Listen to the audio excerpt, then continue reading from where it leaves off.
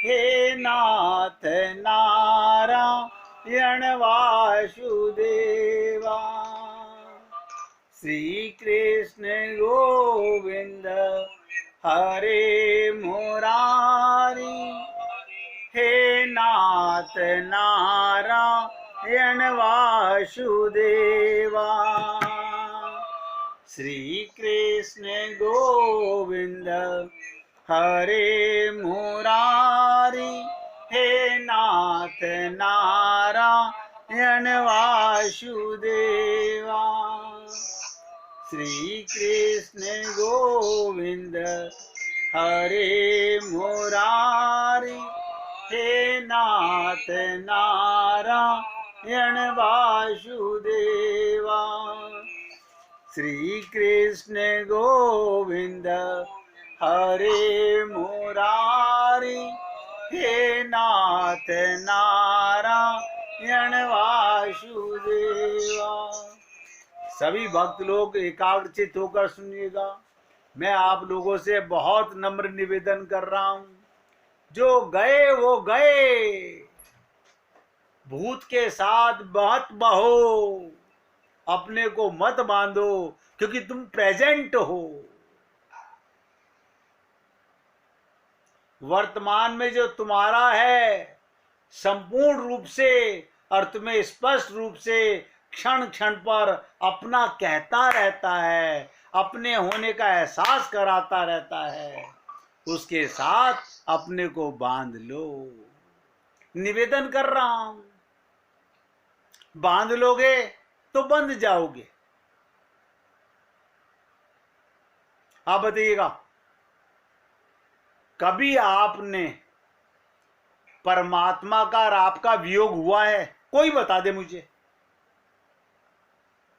कोई संसार में बता दे कि मेरा परमात्मा से कभी वियोग होगा और संसार के साथ नित्य वियोग हो रहा है, एक दिन पूरा वियोग होगा बस।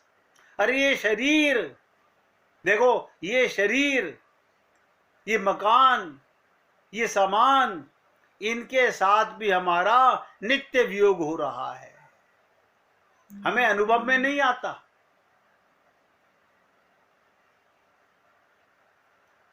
वो तुम्हारा कृष्ण राम एकमात्र तुम्हारा है।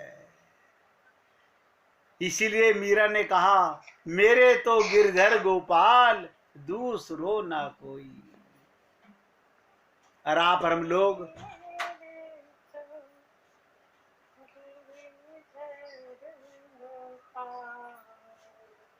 दूसरो ना कोई।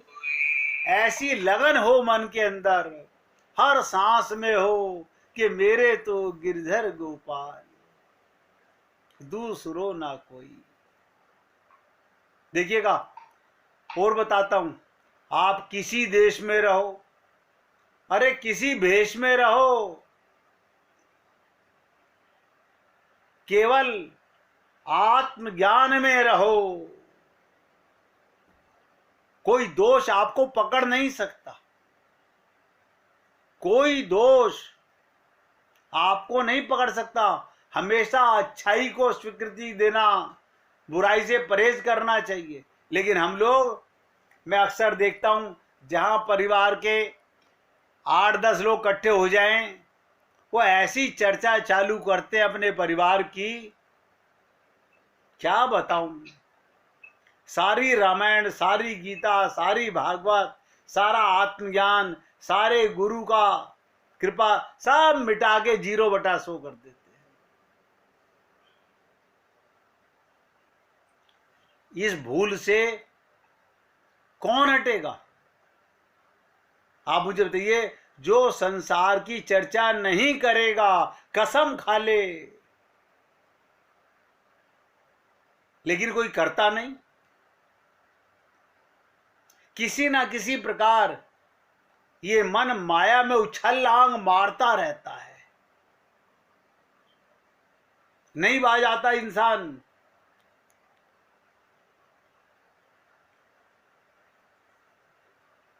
देखिएगा, राधा कुंड के तीर पर, बरसाना में एक जगह राधा कुंड, उसके तीर पर एक नवीन युवक क्या कर रहा है? अर्धरात्रि के अंदर एक भारी गिरिराज शिला वो अपनी गले में बांध रहा है। एक एक शब्द ध्यान दीजिएगा। राधा कुंड के तीर पर ये नवीन युवक क्या कर रहा है? एक भारी गिरिराज की शिला अपने गले में बांध रहा है।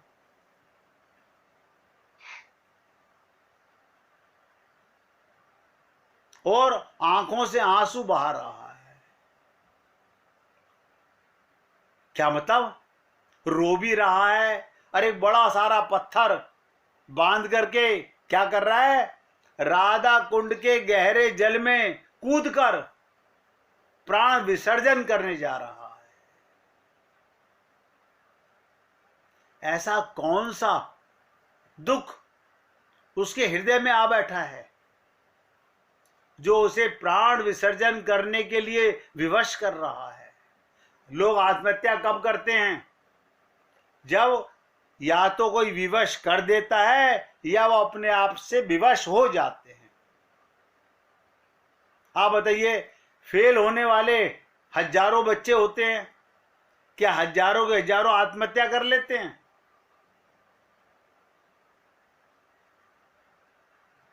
जिसे अपने आप में मन जिसका विवश कर देता है, परिवार जिसको विवश कर देता है, धिक्कारने लगता है,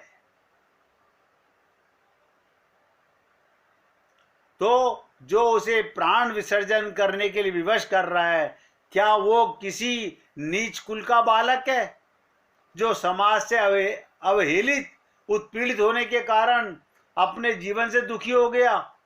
क्या उसके निष्ठुर दयाहीन माता पिता ने उसे घर से निकाल दिया? क्या उसकी नव विवाहिता परम रूपवती स्त्री ने उसे अकस्मात छोड़ दिया? भाई कोई दुख होगा ना। आत्महत्या कौन करेगा? जिसे कोई ना कोई सांसारिक दुख होगा। क्या लुटेरों ने उसकी धन संपत्ति लूट ली, भिखारी बना दिया? नहीं। अब ध्यान सुनिएगा, ये कौन है व्यक्ति? वो बंग देश के कुलीन ब्राह्मण परिवार में उत्पन्न हुआ माता पिता का लाडला पुत्र है, जो विवाह की रात्रि में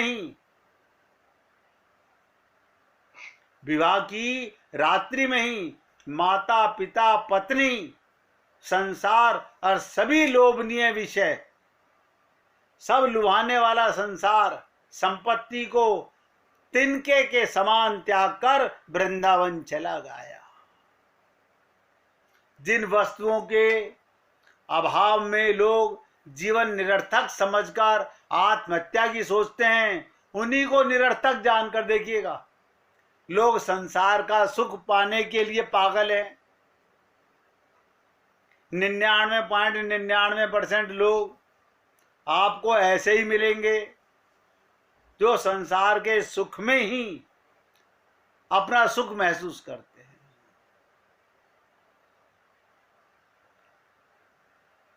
यानी जिन वस्तुओं के अभाव में लोग जीवन निरर्थक समझकर आत्महत्या की सोचते हैं, उन्हीं समान को, उन्हीं परिवार को निरर्थक जानकर ये बालक वृंदावन, बाल्यावस्था में उसने वृंदावन के एक श्याम वर्ण के और एक मोर मुकुटधारी बालक के विषय में सुना हुआ था।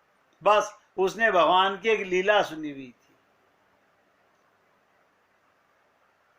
वह जैसा रूपवान है, जैसा गुणवान है, जैसा शक्तिमान है, रूप गुण और शक्ति में उसके समान दूसरा कोई नहीं है। वो बड़ा लीला में कौतुकी और विनोदी है।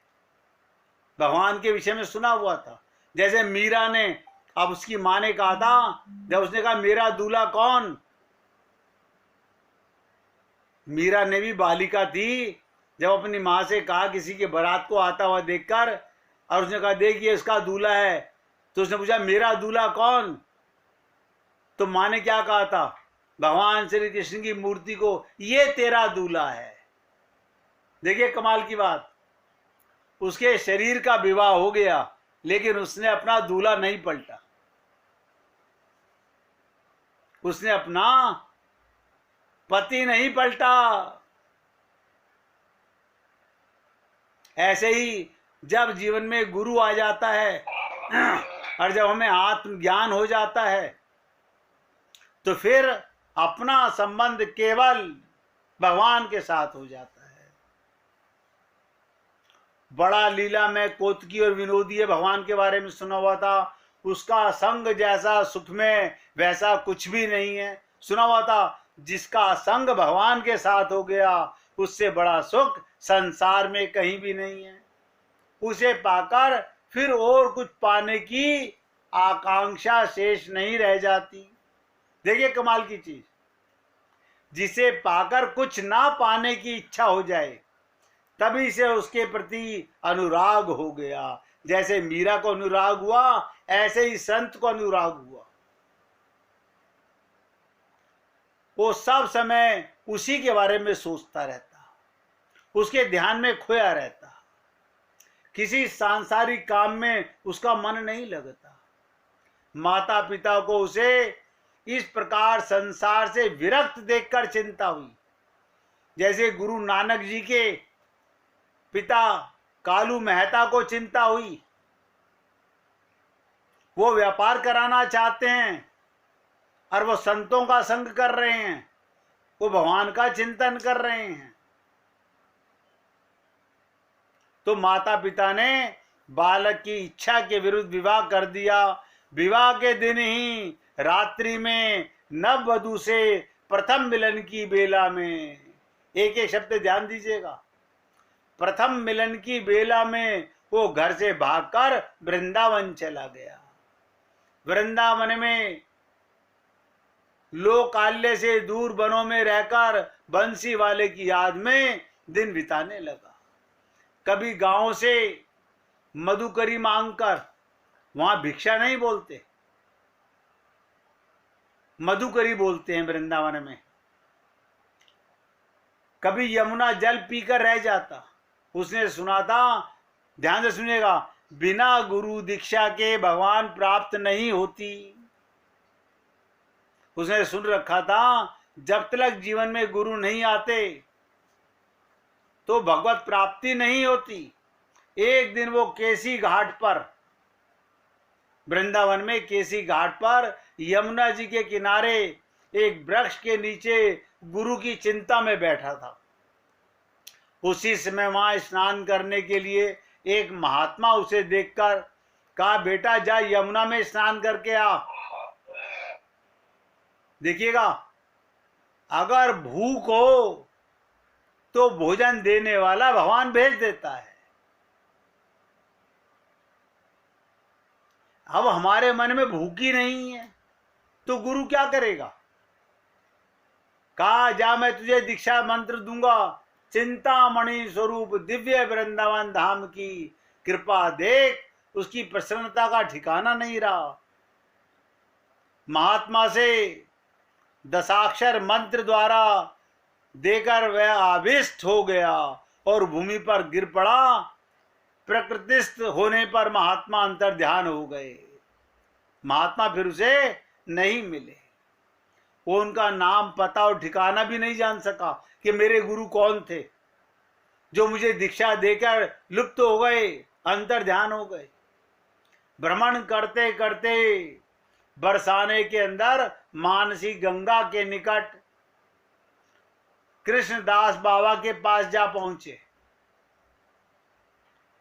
उसने शरणापन्न होकर बोला, मैं मूर्ख भजन के संबंध में कुछ भी नहीं जानता, मुझे भजन की रीति भी नहीं आती। सिद्ध बाबा ने उसके तेज और भक्ति से प्रभावित होकर परिचय पूछा।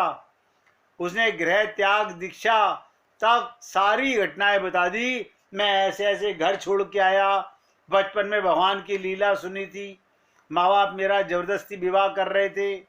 इसी प्रकार केसी घाट पर एक संत नहा रहे थे। उन्होंने मुझे कहा, जा बेटा स्नान करके आ, मैं तुझे दीक्षा दूंगा। और वो मुझे दीक्षा देकर गायब हो गए।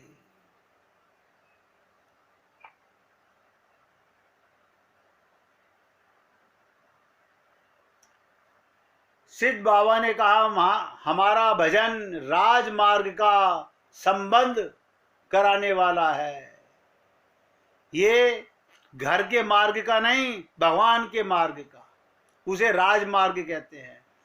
भजन संबंध गुरु परिवार से ही निर्णय होता है, जिसका संबंध भगवान के भजन से, उसकी याद से और गुरु के साथ में। जब तक गुरु जीवन में नहीं आता तब तक मन में भगवान का प्रेम भी वास नहीं करता। तो उन्होंने पूछा कि बेटा, कृष्ण बाबा ने तुम्हें गुरु परिवार का पता नहीं, इसलिए रागा अनुगा भजन में तुम्हारा अधिकार नहीं है, दूसरी दीक्षा तुम्हें दी नहीं जा सकती, क्योंकि तुम इसी संप्रदाय में मंत्रार्थ दीक्षा ले रखी है। सिद्ध बाबा की बात सुनकर वो वज्राहत की भांति दारुण रोदन करने लगे। बाबा ने उनसे कहा, तुम काम्य वन के सिद्ध जय श्री कृष्णदास बाबा के पास जाओ, वे सर्ववक्ता हैं, तुम्हारे गुरुदेव का परिचय और संबंध तुम्हें बता देंगे। वो काम्य वन में चले गए, वहां जाके सिद्ध बाबा की शरण ली। सिद्ध बाबा बोले, तुम एकांत में बैठकर हरि नाम करो, राधा रानी जो करेगी सो होगा। चिंतामणि स्वरूप गुरुदेव ने जैसा तुम्हारी दीक्षा की इच्छा पूर्ण की है, वैसे ही रागानुगा भजन की इच्छा पूर्ण करेंगे। तो जय कृष्णदास बाबा का उपदेश नवयुवक के लिए विस्फोटक सिद्ध हुआ। उसके अनुराग की अग्नि में धू धू करके जलने लगी, जीवन निराश में होने लगा। ऐसे जीवन को लेकर क्या करूंगा? तो क्या करा, गिरिराज जी की एक बड़ी शिला गिरधारी को गले में बांधकर, अब समझ में आ रहा है क्यों कूद रहा था राधा कुंड में। एक पत्थर गिरिराज जी से लेके आया और अपने गले में बांधकर राधा कुंड में कूद पड़ा, और राधा कुंड के अतल तल में संज्ञाहीन अवस्था में ना जाने कब तक पड़ा रहा। जब होश आने पर उसने देखा उसके गले की रस्सी खोल दी गई है और हाथ में एक ताल पत्र देकर उसे कुंड के तल पर लिटा दिया है। ताल पत्र में कुछ लिखा है। इसे राधा रानी की कृपा जानकर वो दिन निकलते ही दौड़ गया सिद्ध बाबा के पास। उसने सारा वृतांत जाके सुनाया, ताल पत्र दिखाया। तो कृष्णदास बाबा ने ताल पत्र दीक्षा जय श्री कृष्ण बाबा दास के पास जाने को कहा। जब कान्य वन में श्री कृष्ण दास बाबा के पास गया और सारा वृतांत सुनाया, ये सुनकर बोले, तुम्हारे ऊपर राधा रानी की कृपा हो गई है, पर जो तुम्हें मिला है वो अभी भी अव्यक्त है, उसे शब्दों में बयान नहीं किया जा सकता। रागानुगा सेवा के लिए स्पष्ट निर्देश की आवश्यकता है। तुम फिर राधा कुंड में जाकर प्रिया जी को पुकारो। वो राधा कुंड जाकर आर्त भाव में, देखिएगा, राधा रानी को पुकारने लगा और भक्त के आर्तनाद कान में पहुंचते ही राधा रानी ने प्रकट होकर उपदेश दिया, सूर्य कुंड में जाकर भजन करो, वहीं तुम्हें अभिष्ट रागानुगा सेवा की प्राप्ति होगी। जो मंत्र तुमको गुरु ने दिया है उसमें किसी को दीक्षित ना करना, आजीवन उसे अपने पास गोपनीय रखना। तब से सूर्य कुंड में रहकर भजन करने लगे। लोग उसे मधुसूदन बाबा कहकर पुकारने लगे। ये जो मैं कथा आपको सुना रहा हूं, ये मधुसूदन बाबा की है। शेष रात्रि में कुंड के तीर पर बैठकर उच्चे स्वर में वृषभानु नंदिनी राधे नाम का कीर्तन किया करते। प्रातःकाल जब लोगों को बाहर चलना फिरना आरंभ हो जाता तो कुटिया के भीतर चले जाते। देखिए कमाल की चीज, रात को बाहर आते तो राधा रानी का स्मरण करते, सुबह लोगों के आने का समय होता तो कुटिया में चले जाते। कुछ दिन के बाद बाबा के पैर में टीबी हो गई, उनका चलना फिरना दुश्वार हो गया। तब उन्हें किसी निर्जन स्थान में जाकर देह त्याग करने का संकल्प किया।